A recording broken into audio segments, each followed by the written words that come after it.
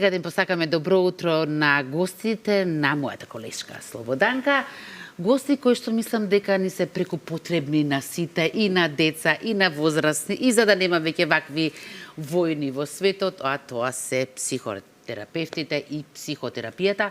Ова утро конкретно ќе зборуваме за, ако може да кажам, таткото, така на гешталт терапијата, да, основач, но без него веројатно не би ни постоела. Добро утро до сите три дами. Слободанка, ти си имаш сигурно концепт за разговорот. Јас само да подсетам уште еднаш дека денес е светскиот ден на детето. И слушнавме многу небави бројки, податоци, особено во основното училиште, па предпоставувам дека и таа тема ќе ја начнете. Сите знаеме Фројд што вели за детето, но еве да видиме што се кажува во гешталт терапијата. Добро утро, Искра, добро утро и убав ден, добро утро и до сите наши гледачи, добро утро за нашите две гостинки, две дами и добре ни дојдовте во утринската програма, како што кажа и мојата драга Искра.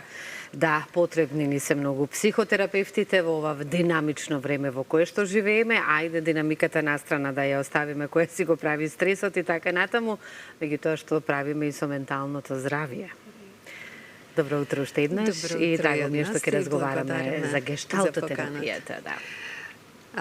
Да, денешна тема гешталт терапијата која е присутна во Македонија веќе повеќе од 20 години како тераписки правец.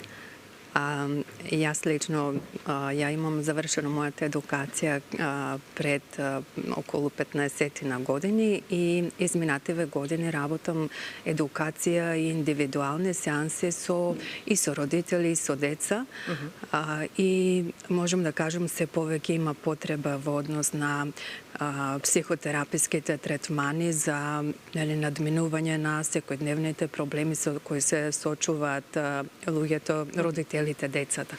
Како што спомна и вашата колешка, и тоа како е потребно сега, особено со овие бројки што ги имаме актуелни во однос на врсничкото насилство, кое секако можеме да предпоставиме дека потекнува од некои домашни случувања, од врсничките случувања, од училиштето, но пред се од она што го добиваме дома, од родителите. Значи сепак е од дома.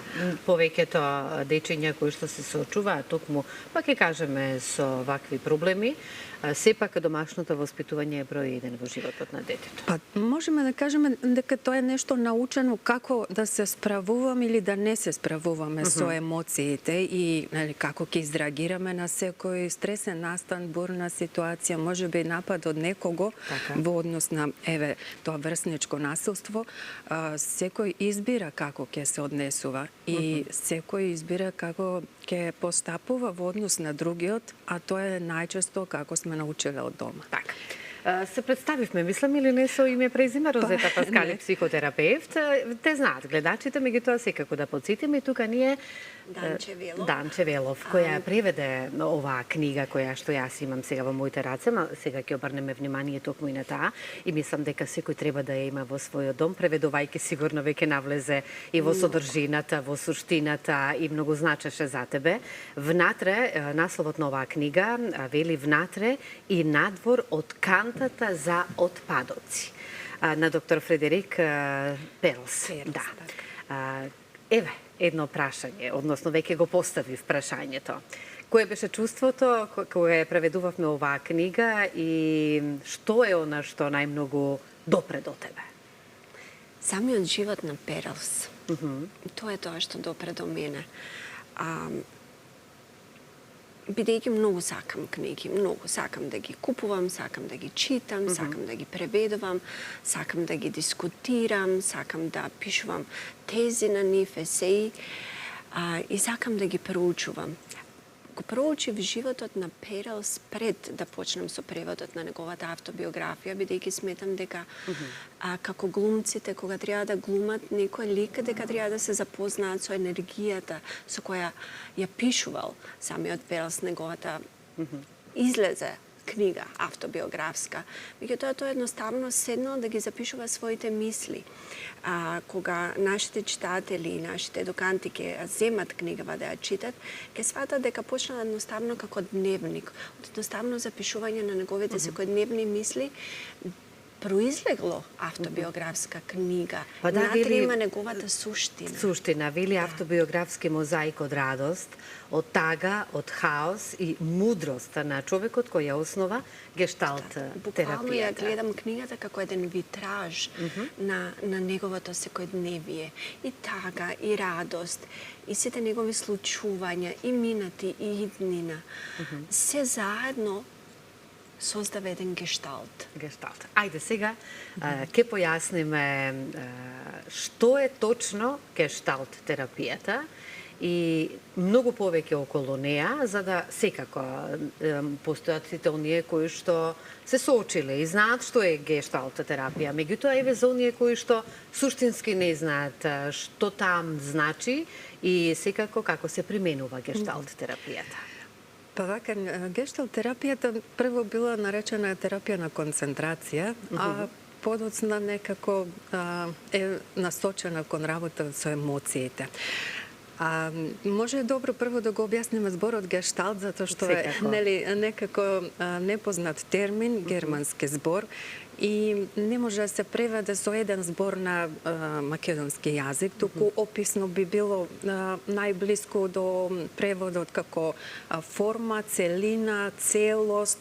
И тоа е уствари суштината на гешталт терапијата преку објаснувањето на овој збор. Што тоа значи? Значи, кога имаме терапевтот кога пристапува кон клиентот, го гледа како една целина.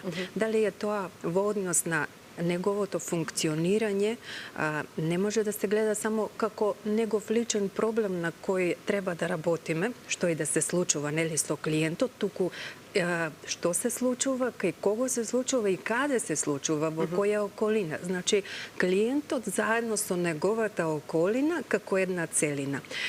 Може би има нешто во неговото обкружување што влијае за да има некаков проблем со тој човек. Не само до него.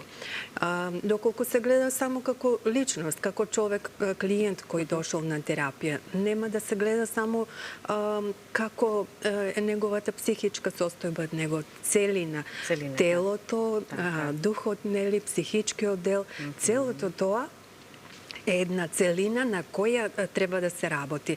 Не се работи само на одреден аспект, него на целината, затоа што човекот функционира како целина.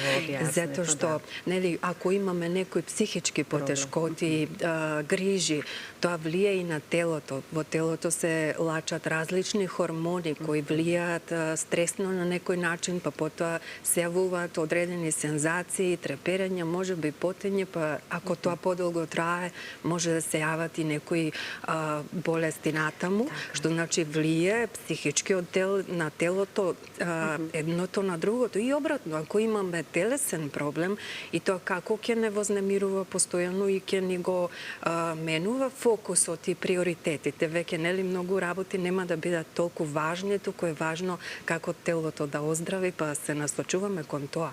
Значи, тоа е целина која функционира заедно и не може да се гледа одвоено.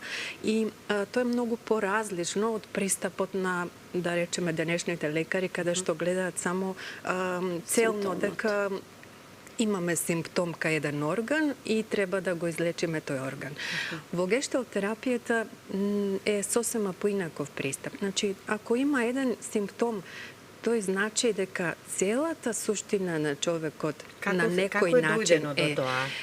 Истражуваме на некој начин, да. Да, значи како е поврзано се и како влие тоа еден симптом на целото функционирање, од каде потекнува, не само да се реши да го нема симптомот, туку да видиме и од каде дошол тој симптом, како дошло до тој актуелен проблем, за да знаеме, нели, да работиме на причината. Ако работиме само на последиците, нели, санираме моментално да се реши ситуацијата, да нема сега симптом. Но ако човекот не промени ништо во своите навики, во однос на тоа како функционира, како размислува, како се однесува, многу е веројатно дека тој проблем ќе се повторува и натаму. Затоа е важно, нели, да видиме од каде потекнува, што правиме и како поинаку. Така. Ме интересира многу, внатре велиме и надвор од кантата за отпадоци. Ајде сега малку да се сврнеме и на книгата и гледачите да дознаат нешто повеќе за неа, затоа што сепак ова утро ни е и промоција на оваа книга, да ја промовираме. Нешто повеќе, повторно Може. да се поразговараме и со Данче со оглед на тоа дека таа ја преведуваше оваа книга. Што ќе ни кажеш за насловот внатре и надвор од кантата за отпадоци? Која е суштината и смислата на насловот самиот го пишува самиот Перлс. Аха, така.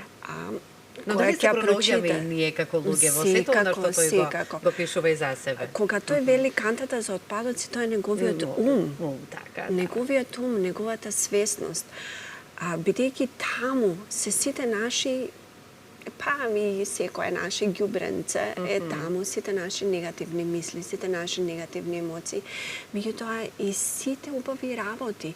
И само тоа е буквално како една канта за ѓубре. Јас го гледам како еден куп на листови на кои се испишани еден позитивен момент, еден негативен момент, еден позитивен момент. Се што сме проживеале во животот го фрламе внатре. Сеќавањата, мемориите. Тоа е запишано во нашата канта за отпадоци. Меѓутоа Перлс, бидејќи тој ипак искусил светска војна, значи сепак потекнува од еврејска фамилија, значи неговиот начин на живот не е бил многу среќен, посебно деновите во гимназијата. Начинот на кој тој се пронаоѓа себе си и кога доаѓа да ја пишува книгата, кога седнува да ја пишува книгата, самиот вели денеска ништо не ми излегува од глава. Но сепак си седнал да пишува. Да, и ги вади тие листови што неговиот живот ги запишува. Знаете како што брчките на лицето се речениците на животот, затоа и неговиот ум е таа канта за ѓубре или канта за мемории. Што ние можеме да научиме? Што научивме од оваа книга, според вас? Да бидеме автентични. Така? Тоа е целата поента на гешталт психотерапијата. Да работиме со тоа кои сме ние автентично. Кога Перлс сакал да пишува дека е жеден, тој пишува дека е жеден. Така. Кога сакал да пишува што сонувал, пишува што сонувал. Кога сака да пишува за Фројд и да му се лути, пишува за Фројд и му се лути. Автентичноста. Перлс, кога ја објаснува гешталт терапијата, вели from paper people to make real people. Од дводимензионални луѓе да постанеме реални луѓе. Да не учи да ја смениме собствената структура, собствениот гешталт на најголемиот гешталт наш, а тоа е нашиот живот. Како што кажа Розе, гешталт е конфигурација, структура. А што е тоа што ние треба да го смениме и сакаме да го смениме? Нашиот собствен живот. И тој полека вади меморија од неговата канта за ѓубре и си го разубавува својот живот и сака и на нас да ни покаже И без разлика што има и негативни мисли без во тој разлика, дел, тоа сме ние, да не отфрламе ништо, туку да се интегрираме. Таа целата канта за отпадоци позитивно да сме ние. размислуваме во секојдневието. А реално да размислуваме. Да, реално така. Дали е вистина што велат какви ви се мислите, таков е и животот? Па секако има, можете да го процените човекот според она што ќе каже дека го мисли, според она што го приметува околу себе, веројатно е многу поврзано со тоа како се чувствува. И како и живее, како функционира во секојдневието. Ако некој овде дојде и каже колку ви е убава сликата и убаво наместено, баш ви е прекрасно, веројатно така и внатре се чувствува. Веројатно тоа чувство го носи внатре, со такво чувство дошол и едноставно е насочен кон приметување на оно што му се допаѓа. Кога би дошол некој што е негативно настроен и особено критички кон себе си ако е настроен, веројатно ќе го забележува овде се оно што не чини, не му се допаѓа, што може да е подобро, што ќе наоѓа начини како што се овде би требало да се промени. Но тоа е само одраз на сликата видите како тој функционира и како се однесува и кон себе и кон другите. Одлично објаснето. Значи, тоа е баш А што една би очекувала слика. од психотерапевт? Како да објасни? Како ете некој Да. се однесува кон себе, што размислува за вас, буквално како да го читате од она што самиот го зборува. Искрена да бидам, јас ова утро не знам уште колку имаме време, мислам дека Јас уживам слободно, Нели? продолжете, Со оглед на да. тоа дека и јас уживам, толку се чувствувам убаво покрај вас и како тивко зборувате, не толку тивко, со глас кој смирува, што многу е важно, нели, во терапијата.